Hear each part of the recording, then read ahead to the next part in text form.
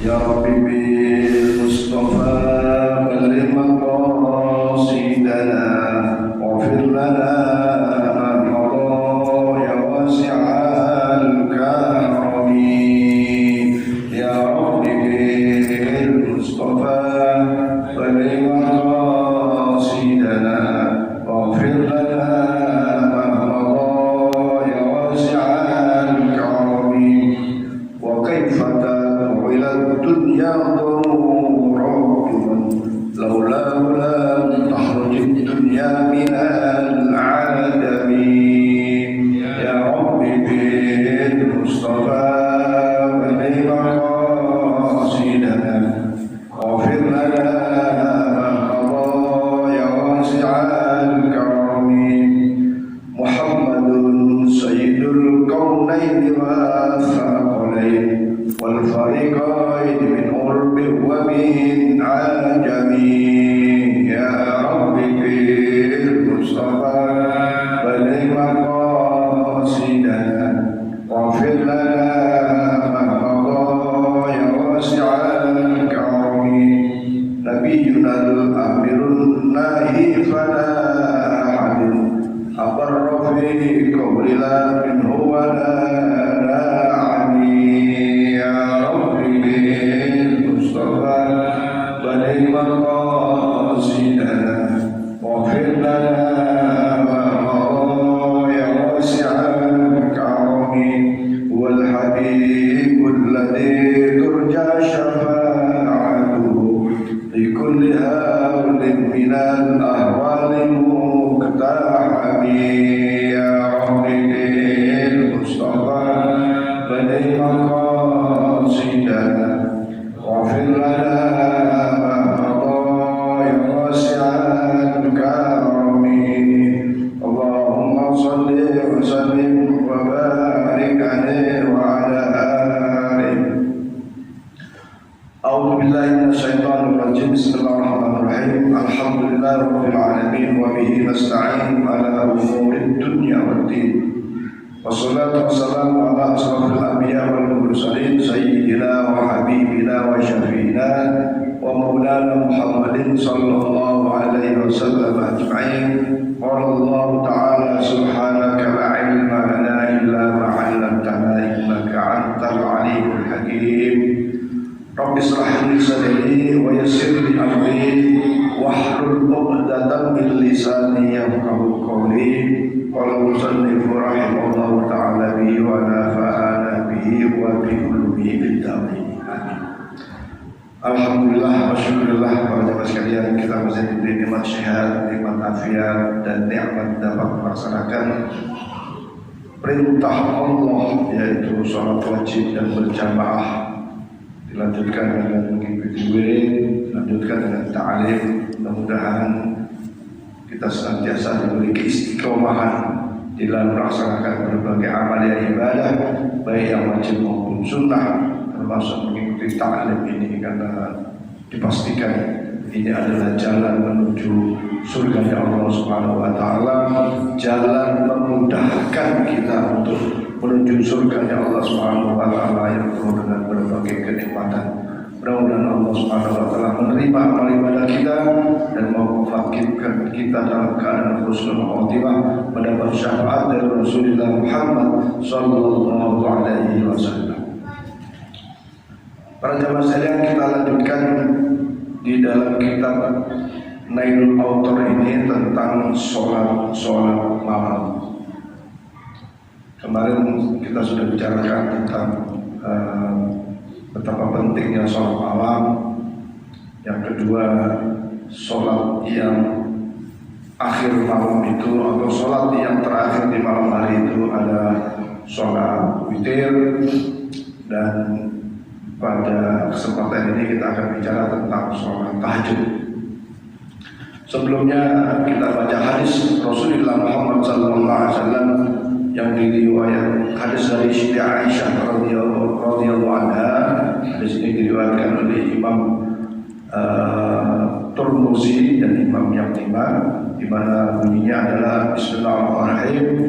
Wa an Aisyah annaha su'ilat kaifa kanat qira'atun Nabi sallallahu alaihi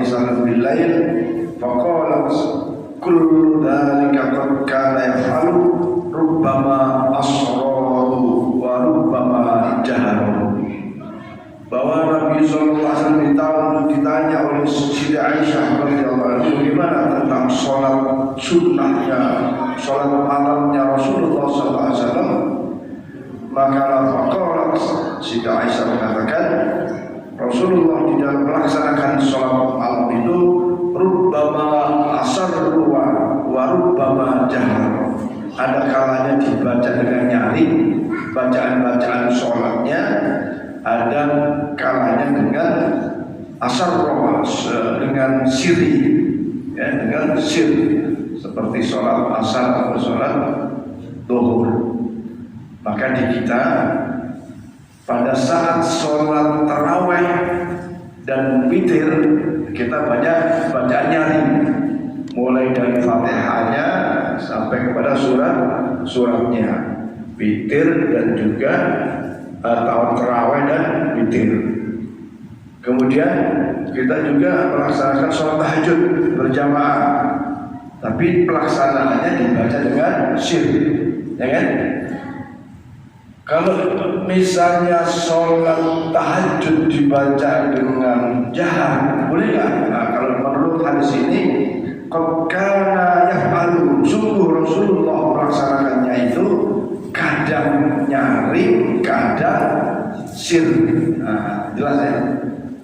Bahkan kita tahu sholat tasbih yang kita lakukan di masjid ini secara sir, tapi di tempat lain yang saya tahu, misalnya di masjid Wahdatul Ummah itu atau di beberapa masjid lain nyaring, ya, sholat tasbihnya dibaca nyaring dari Fatihahnya dan suratnya, kecuali tasbihnya, ya, pada saat bacaan tasbihnya Alhamdulillah la ilaha illallah akbar, maka itu dibaca sir. Tapi baca Fatihahnya oleh imam, tentunya ya, imamnya maksudnya, itu dibaca dengan nyaring. Boleh nyaring, boleh sir, ya. Nah, jadi kita jangan bingung kalau ketika Pak Wahir sholat tasbih pakai kok nyaring ya, padahal di kaum salam itu tidak nyaring. Oh, itu ada dalilnya, boleh nyaring, boleh sir. Nah. Yang kedua dari Siti Aisyah juga hadis diriwayatkan oleh Imam Ahmad dan Imam Muslim. Wa an Aisyah qalat kana Rasulullah sallallahu alaihi wasallam idza qama min al-laili iftataha salatahu bi rak'ataini khafifataini. Rasulullah SAW kalau sholat malam, ini belum tahajud nih, disebut masih dari sholat malam, ya. Maka Rasulullah lakukannya itu adalah iftataha sholatahu, memulai sholatnya itu birokataini, dengan 2 rakaat khafifataini, dengan bacaan yang ringan. Nah, misalnya 2 rakaat itu disebutkan adalah rakaat pertama baca Qul ya ayyuhal kafirun, ya.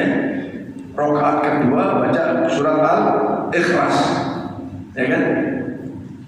Itu ringan dibanding rakaat pertama di awal sholat, ya. Memulainya kan tahajudnya atau sholat malamnya kan boleh 100 rakaat, ya, boleh berkali-kali, boleh berkali-kali. Nah, Rasulullah memulai sholat malamnya itu dengan ringan, khafifataini, maksudnya ringan, pendek bacaan suratnya. Artinya setelah Fatihah surat Qul ya ayyuhal kafirun pendek, rakaat kedua surat Al-Ikhlas, dimulai begitu. Bahkan suatu ketika Rasulullah di Waduli itu ada al-Imam Ibnu Qatadah. Imam Qatadah itu kalau sholat lama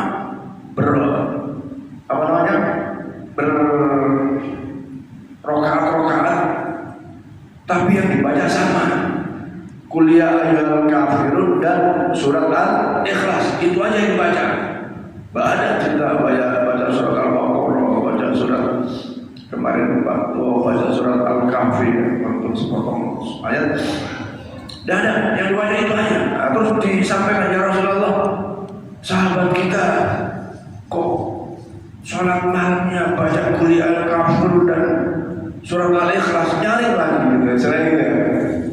Rasulullah jawab, ikhlamu, ketahuilah sesungguhnya yang sering saya sampaikan kan bahwa suratul kafirun bahwa rubuhul Quran. Siapa yang baca surat Al-Kafirun itu mendapat pahala seperempat pahala baca Quran 30 juz. Nah kalau satu rakaat dia baca 4 surat Al-Kafirun, berarti satu rakaat itu dia dapat pahala bacaan Quran 1 juz tuh, 30 juz. Nah, kemudian yang rakaat kedua baca surat Al-Ikhlas, bahwa fi thuluthul Quran. Surat Al-Ikhlas itu pahalanya sepertiga Quran. Kalau dia sholat malam hanya 2 rakaat yang ringan, dibaca surat rakaat pertama kuliah yang kafir 4 rakaat, kemudian rakaat kedua baca surat Al-Ikhlas 3 kali, berarti 1 atau 2 rakaat itu sudah mendapat pahala khatam Quran 2 kali. Masya Allah. Inilah keutamaan Muhammad Sallallahu Alaihi. Maka saya menyarankan bapak-bapak, kalau qobliyah subuh nggak usah susah-susah rakaat yang panjang-panjang. Tapi kalau apanya nggak apa-apa ya, baca aja kuliah kafirun rakaat pertama kuliah yang kafirun 4 kali dalam 1 rakaat itu. Rakaat kedua baca surat Al-Ikhlas 3 kali. Itu luar biasa. Atau sholat-sholat sunat lain, qobliyah, ba'diyah apa, sholat apa, ma'rufah, ya, ini rumus nih. Kalau kepepet, udah baca itu aja. Kalau kepepet lagi, nggak usah rakaat pertama kuliah kafir, rakaat kedua surat Al-Ikhlas 3 kali, satu khatam loh. Ya, jadi udah khatam berapa kali? Wah, udah banyak. Padahal yang banyak puluhan aja tuh kan. Tapi ini dalilnya sahih, ya.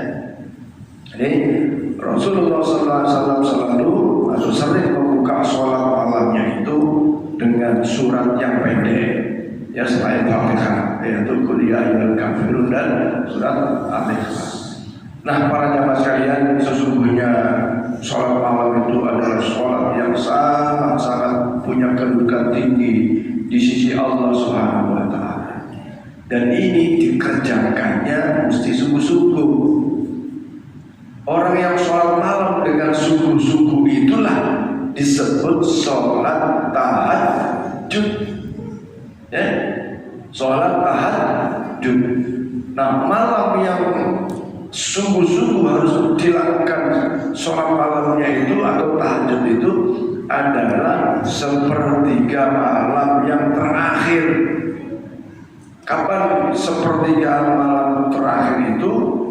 Adalah mulai jam 2 malam sampai menjelang subuh. Ini para ahli tafsir menggaris bawahi tentang firman Allah Subhanahu wa taala, wa minal laili fatahajjat bihi nafilatan lak asa an yab'asaka rabbuka maqaman mahmuda. Wa minal laili, dan dari sebagian malam fatahajjat, bersolat tahajudlah gitu. Nah, wa minal laili, dan seperti apa dari sebagian malam itu dijelaskan antara jam 2 dan jam 2 sampai menjelang subuh. Fatahajjat, sungguh-sungguh lakukan sholat. Nah sekarang tuh jam-jam segitu kan lagi asiknya tidur tuh, lagi enak-enaknya tidur, apalagi tidurnya jam 1 misalnya. Wah, betul-betul keluar suara orang, saking asiknya. Kalau nggak sungguh-sungguh tak mungkin bisa bangun. Nah nanti ada tip bagaimana supaya bangun tahajud. Ya, tip itu boleh jadi macam-macam, tergantung. Utamanya adalah niat kita, berazam, berniat, berkeinginan. Fatahajjat, maka bersolat tahajudlah nafilatan lak, sebagai tambahan bagimu. Karena sholat tahajud bagi umat Muhammad hukumnya sunnah, tapi bagi Nabi Muhammad SAW menjadi kewajiban sholat tahajud. Asa ayyab'asaka rabbuka maqaman mahmudan, agar kalian mendapatkan maqaman mahmudan, kedudukan yang terhormat. kedudukan yang terpuji di sisi Allah Subhanahu wa Ta'ala.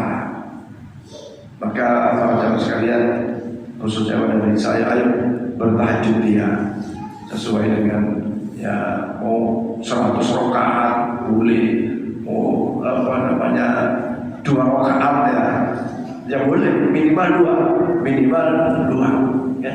Dan waktu-waktu yang afdal itu sekitar jam 2 sampai menjelang subuh. Di dalam hadis Rasulullah SAW sebutkan, yanzilu minas sama'i dunya wa yunadi hal min mustaghfirin hal min ta'ib hal min talib hajatin fa'udilul matalib. Yanzilu minas sama'i, dan Allah turun ke langit dunia. Nah, yanzilu di sini dijelaskan waktunya tadi ya. Allah menurunkan rahmatnya kepada seluruh hambanya pada malam yang sepertiga terakhir itu. Yanzilu minas sama'i dunya, Allah berfirman wa yunadi hal min mustaghfir, siapa yang minta ampun, hal min mustaghfir, apa yang beristighfar, siapa yang minta ampun aku ampuni gitu. Hal min talib hajatin, atau tadi siapa yang minta ampun diampuni, siapa yang bertobat tobatnya diterima. Hal min talib hajatin, dan siapa yang minta sesuatu hajatnya fa'unirul matalib, Allah akan dijabahi ya, apa yang matalib, apa yang diinginkan, apa yang diminta. Ya tentu saja kaidah doa dikabul itu hak Allah. Ada yang dikabulnya sekaligus spontan, ada yang ditunda ya, ada yang diganti ya. Karena misalnya ya Allah banyak, tolong ya Allah kasih duit yang banyak ya Allah, jadikan saya orang kaya. Allah tahu kalau si A itu kaya pasti gak bagus hidupnya, gak bagus amalnya. Yang biasa ke masjid jadi gak masjid gitu. Kenapa? Kan misalnya dulu ada istri sering kan kita bilang belum punya motor sering ke masjid, begitu punya motor udah sering jalan-jalan. Dulu pengen punya mobil, pengennya supaya untuk silaturahmi pengajian.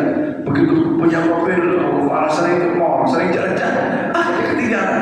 Artinya kalau sebelum punya ini itu ke masjidnya katakanlah 1 hari 1 malam itu 5 kali, begitu punya mobil bisa jadi maghribnya masih di mall, tetap sholat juga tapi nggak masjid gitu.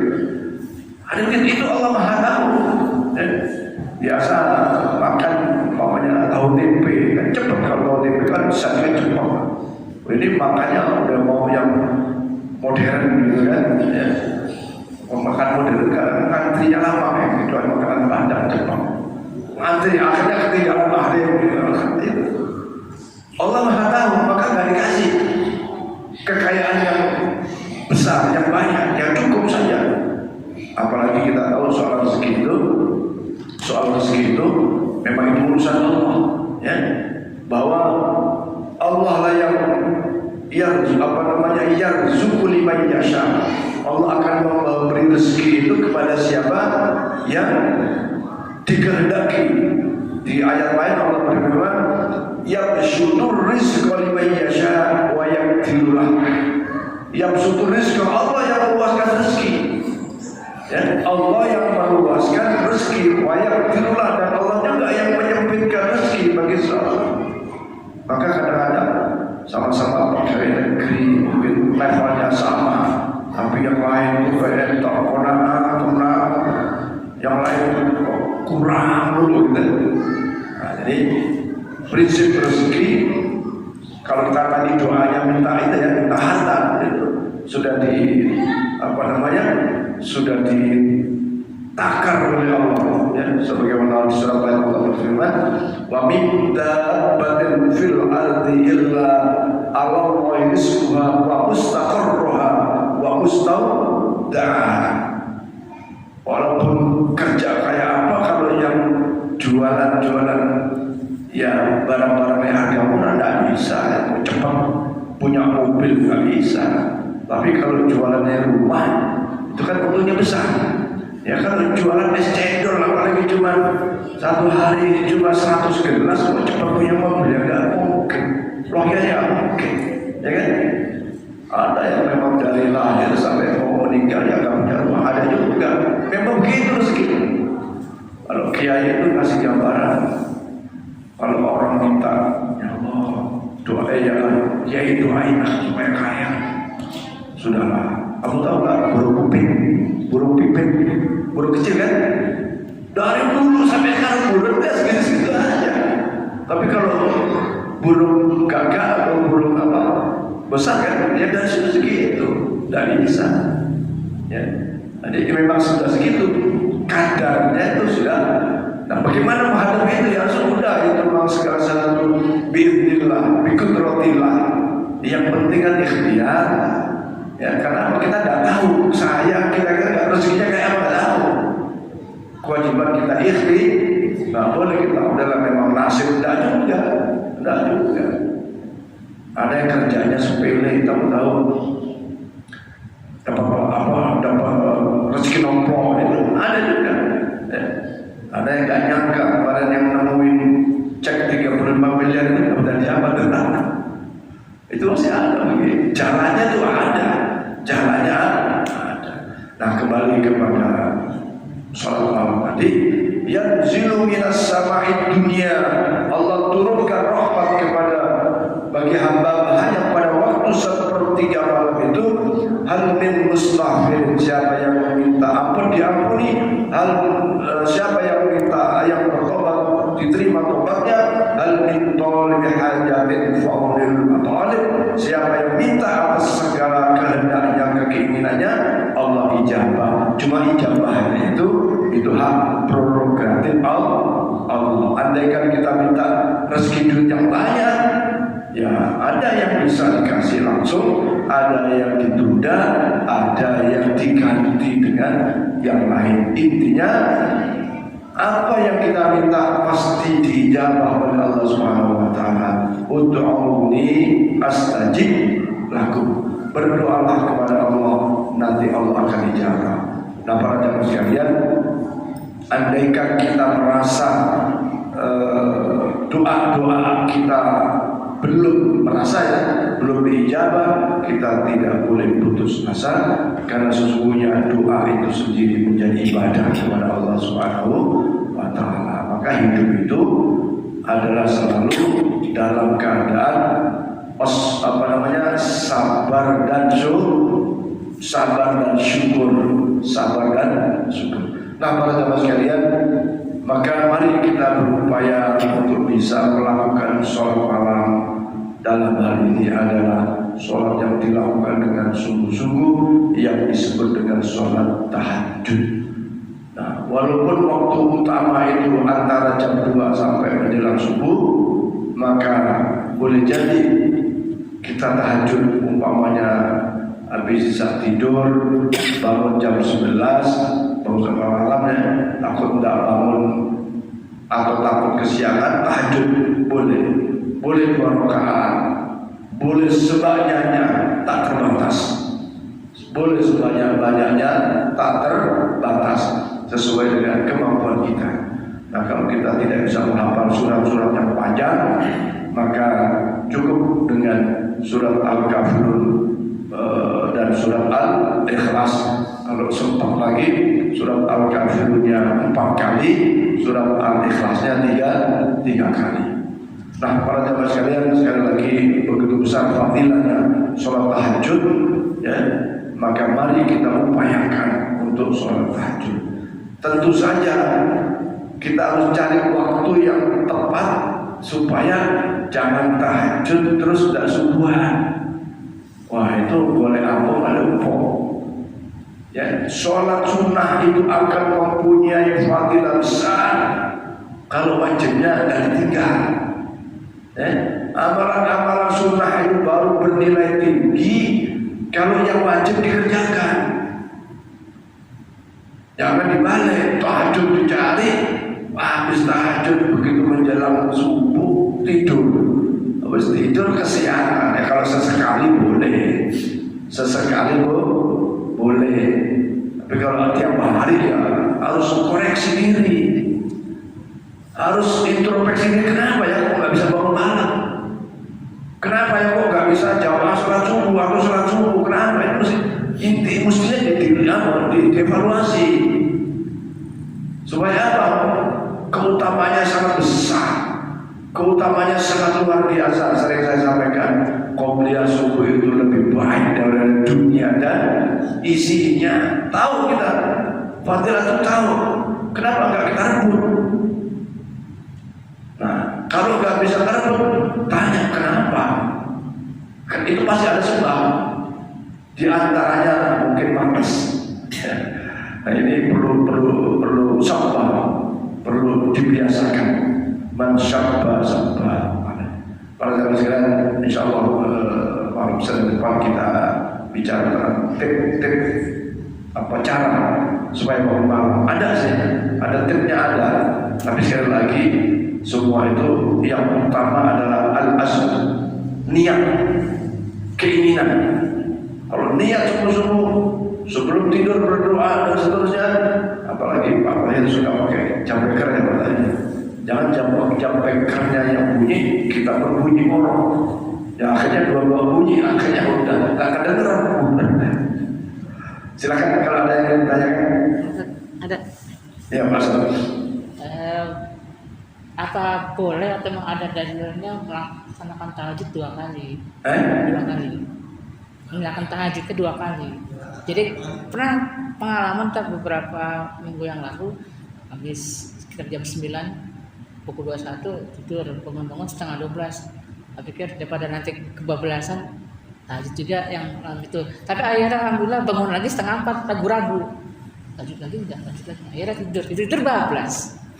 Bangun-bangun jam 5. Ya, jadi yang ada larangan artinya cukup 1 kali saja itu sholat witir. Kalau Pak Asep sholat witirnya ba'da isya, maka nanti malam bangun tidak usah witir lagi, ya, tidak usah witir lagi. Tapi kalau tahajud, misalnya jam 10 habis isya tidur, jam 10 bangun terus tahajud, terus tidur lagi, jam setengah 4 bangun, boleh ke tahajud? Boleh. Cuman para ulama memberikan tipnya supaya nggak buru-buru, maka baca saja tahajud boleh, pakai yang pendek-pendeknya. Jangan punya target, pokoknya harus 11, tahajudnya 8, witirnya 3, tapi apa ya? Kejar setan gitu. Karena waktu sudah mepet. Sekarang ini kan subuhnya jam 4:05 ya Pak Haji. 45 menit. Bangun jam 4 kurang seperempat. Ya, misalnya. Kan masih ada waktu 20 menit tuh. Itu baru bangun. Nanti sikat gigi apa, enggak usah mandi. Kalau mau mandi udah habis tuh. Ya. Itu masih bisa. Sholat tahajud 2 rakaat atau 4 rakaat dengan catatan bacaan suratnya yang pendek tadi. Ya, baca surat yang pendek. Kejar pokoknya. Kalau biasa mandi, kali ini kan kepepet, nggak usah mandi dulu. Yang penting wudu, ya, menghilangkan najis yang ada. Wudu cepat sholat tahajud. Ya. Kalau belum witir, boleh. Tahajudnya 4, witirnya 1, boleh. Atau tahajudnya 2, witirnya 3, boleh. Atau tahajudnya 4, witirnya awalnya 3 dari 7, boleh. Ya. Nah, cuman kalau bangun jam segitu ya udah kedadak-dadak. Tapi boleh, ya, boleh. Gitu. Jadi kalau tahajud 2 kali boleh.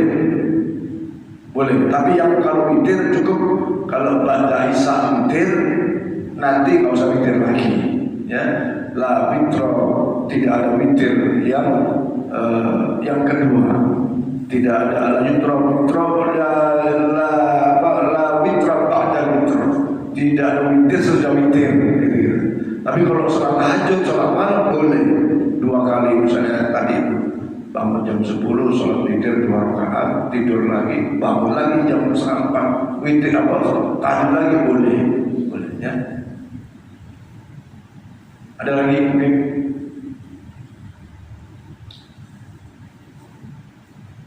Nah, para jamaah sekalian, jadi yang sholat malam tadi kan jadi tahajud. Ya. Itu diibaratkan yang tadi boleh. Boleh. Sholat kan tadi di awal tadi bahwa sholat malam itu Rasulullah kadang nyaring, kadang sirri. Berarti tahajud boleh